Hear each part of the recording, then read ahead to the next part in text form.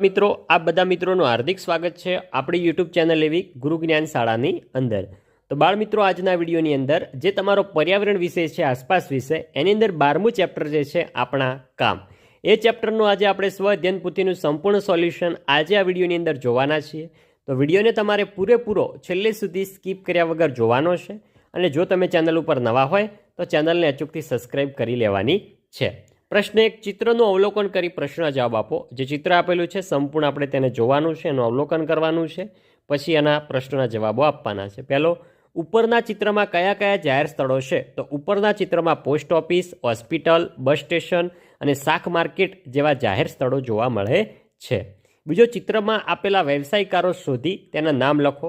તો ચિત્રમાં ડૉક્ટર છે, ફેરીઓ, કડીઓ, દુકાનદાર, સફાઈ કર્મચારી, ટ્રાફિક પોલીસ અને શિક્ષક જેવા વ્યવસાયકારો છે.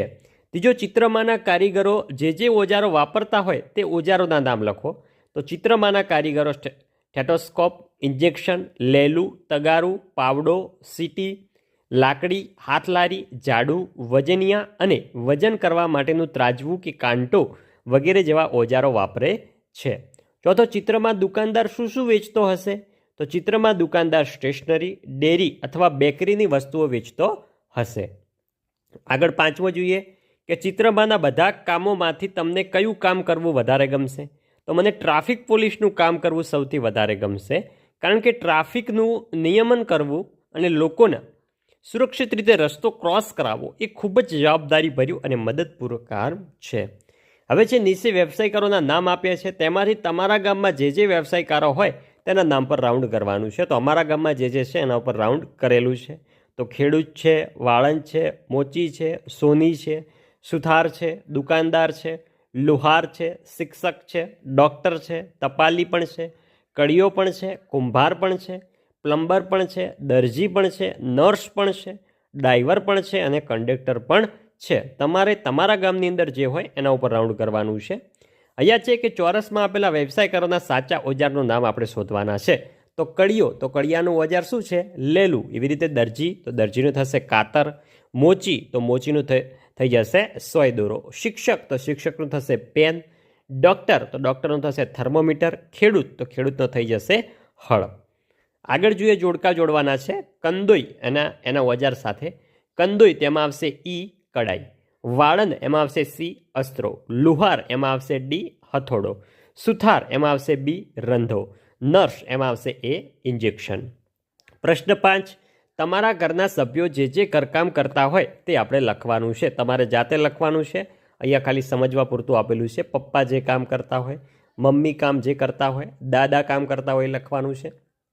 પછી દાદી જે કામ કરતા હોય એ, ભાઈ જે કામ કરતો હોય લખવાનું છે. પછી બહેન, કાકા, ફોઈ અને તમે ખુદ શું કાર્ય કરો છો એ પણ લાસ્ટમાં લખી લેવાનું છે. હવે છે ખોટો શબ્દ આપણે ચેકી દેવાનો છે. તો દવાખાનામાં ખાલી જગ્યા કામ કરે, નર્સ કામ કરે છે. શાળામાં શિક્ષક કામ કરે છે. દુકાનમાં વેપારી કામ કરે છે.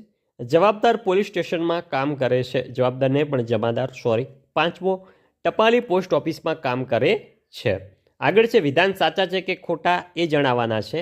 તેમાં છે પ્લમ્બર લાઇટ ફિટિંગનું કામ કરે છે, ખોટી વાત છે. બીજો, માટીના વાસણો કુંભાર બનાવે છે, તદ્દન સાચું છે. ત્રીજો, હળ ખેડૂતનું ઓજાર છે, સાચું. ચોથો, પશુપાલક ખુરશી બનાવે છે, ખોટું.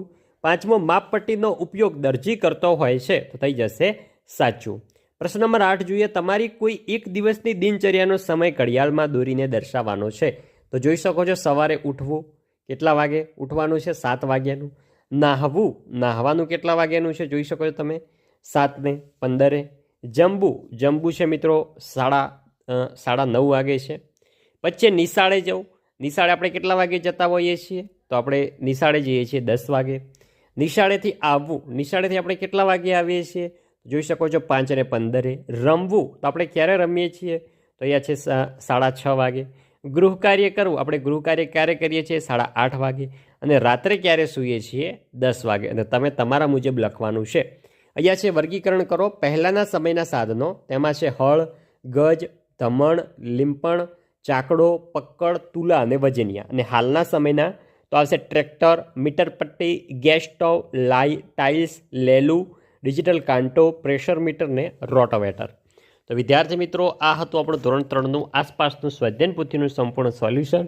તો વિદ્યાર્થી મિત્રો, વિડીયો તમને સારો લાગ્યો હોય, તમારા માટે ઉપયોગી રહ્યો હોય તો વિડીયોને અચૂકથી લાઇક કરજો અને ચેનલ ઉપર નવા હોય તો ચેનલને પણ સબસ્ક્રાઈબ કરીને જજો. મળીશું આવનાર વિડીયો સાથે. ત્યાં સુધી આવજો.